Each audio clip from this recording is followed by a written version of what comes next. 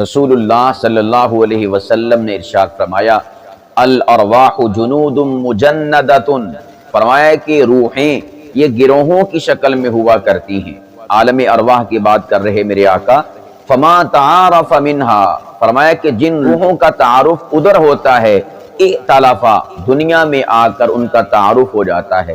جو روحیں وہاں پر شناساں ہوتی ہیں وہ دنیا میں آ کر روحیں شناساں ہو جاتی ہیں۔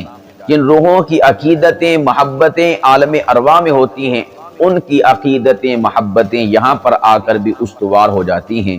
وما تناکر منہا، اور جو روحیں وہاں پر لا تعلق ہوتی ہیں، وہاں پر نا آشنا ہوتی ہیں، دنیا میں آ کر کیا ہوتا ہے اختلافا، ان روحوں کے درمیان اختلاف رہتا ہے، لا تعلقی رہتی ہے، ناشناسائی رہتی ہے، اور محبت و عقیدت و الفت ان کے دلوں سے محو رہتی ہے۔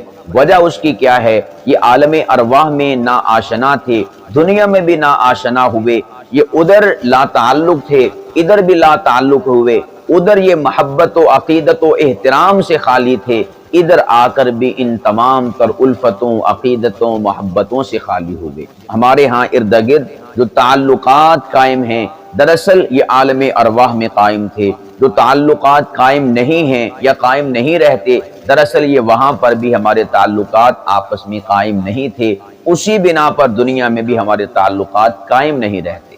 کیسی حقیقت ہے جو مخبر صادق حضرت محمد مصطفیٰ صلی اللہ علیہ وسلم نے بیان فرمائی۔